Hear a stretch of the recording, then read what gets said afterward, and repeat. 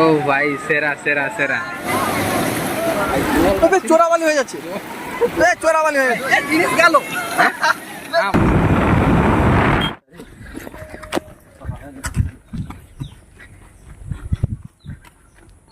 Guys আমরা যাচ্ছি কোথায়?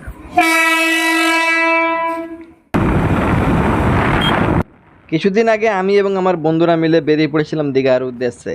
তো ভাই লেট হয়ে গেছিলাম একটু, তাই খুবই স্পিডে ভাই বাইক টাইক চালিয়ে তারপর ভাই এখানে তো তোমরা দেখতে পাবে লিটারালি যে আমরা ছুটা স্টার্ট করে দিয়েছি। ওকে, বাড়ি থেকে বেরিয়েছিলাম ভাই বন্ধুর বাইকে, অ্যান্ড একটু লেট করে দিয়েছিলাম আমি। তো সেই জন্য ভাই কী হয়েছে, এখানে স্টেশনের কাছেই পুরোপুরি ডাইরেক্ট আমরা গাড়িটা পার্ক করেছি এবং এখান থেকে ভাই ছুটটা স্টার্ট করে দিয়েছি। দেখতে পাচ্ছ এই যে আমার বন্ধু একজন সে দৌড়াচ্ছে ব্যাগ নিয়ে, অ্যান্ড ভাই আমরাও দৌড়াচ্ছিলাম, ঠিক আছে।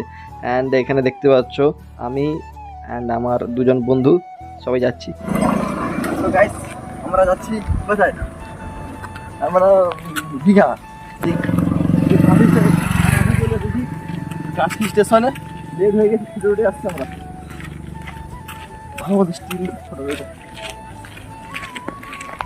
কাশি স্টেশনে আমরা চলে এসেছি, ট্রেন ঢুকবে তো যাওয়া যাবে, তারপরে নেক্সট ফুটেজটা রেকর্ড হবে। তো আমরা ফাইনালি কাঁথি স্টেশনের মধ্যে ঢুকে গেলাম অ্যান্ড গাইজ এবার টিকিট কাটার পালা।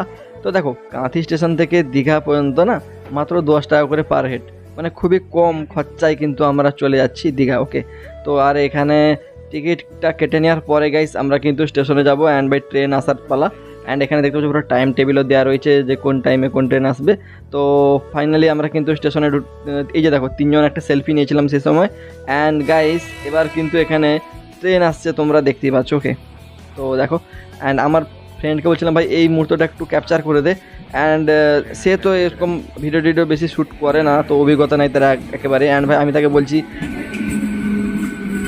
হাত থেকে ছাড়িয়ে নিবে আমার যাবে, সেই জন্য দূরে পালিয়ে এলাম।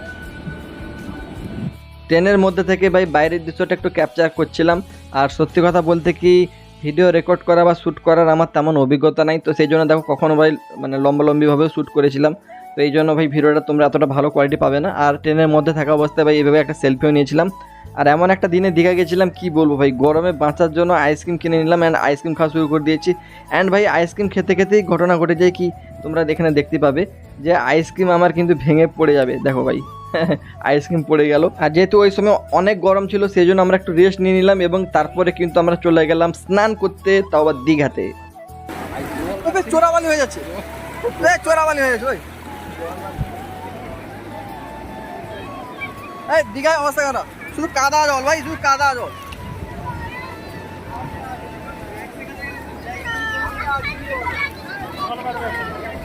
হ্যাঁ ও ভাই সাহেব, গাইস দীঘায় এসে তোমরা দেখতেই পাচ্ছ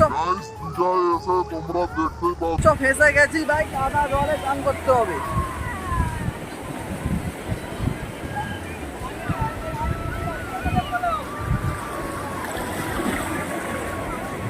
ও ভাই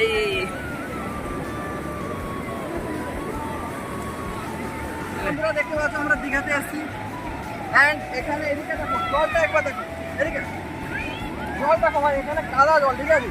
তোমরা যারা ভাই দীঘায় আসবে ভাবছো ভাই এই দেখো কাদা জলে স্নান করতে পারবে নাকি, দেখতে পাচ্ছ ভাই এই জলে স্নান করতে পারবে, এই জলে ভাই স্নান করতে হবে আমাদের। এই যে দেখো ঢেউ আসছে, এই জল একবার দেখো কাদা জল ভাই, দীঘায় কি চান করতে আসবো, ঘরের পাশে দীঘা তোমরা জানো। অ্যান্ড এই কাদা জলে আমাদের স্নান করতে হবে। ভাই যাদের ভিডিও ভালো লাগছে লাইক সাবস্ক্রাইব করে দাও। এই হচ্ছে দীঘায় অবস্থা আমাদের।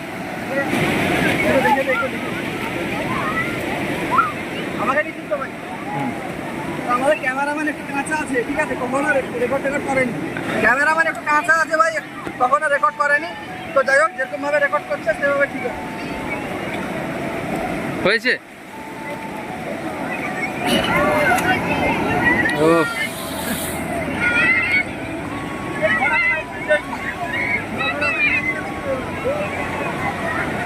ও ভাই সেরা সেরা সেরা।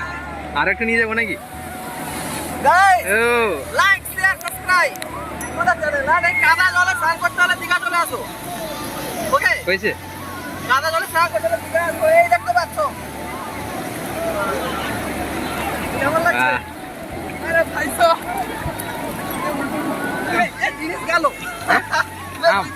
আমে হয়ে গেছে, ফেলে দে ফেলে দে ফেলে দে, আম ফেলে দে। এখানে কি হয়েছে অনেকে হয়তো বুঝতে পারলেন না ভাই। দেখো আম কিনেছিলাম, টকটক আম, সমুদ্রে জলে বসে খাবো, বাট ভুলে গেছি, ভাই প্যান্টের পকেটে থেকে গেছে অ্যান্ড সেটা নষ্ট হয়ে গেল। তো সেই জন্য ভাই বন্ধু বলছিল ফেলে দিতে। তো এই ছিল ভাই আমাদের দীঘা ভ্রমণের ব্লগ ভিডিও। আশা করি ভিডিওটি ভালো লেগেছে, তাহলে লাইক করে দাও এবং সাবস্ক্রাইব করে গেছে আমাদেরকে মোটিভেট করো যাতে আমরা ভালো ভালো ব্লগ ভিডিও তোমাদের জন্য আনতে পারি। ওকে, বাই।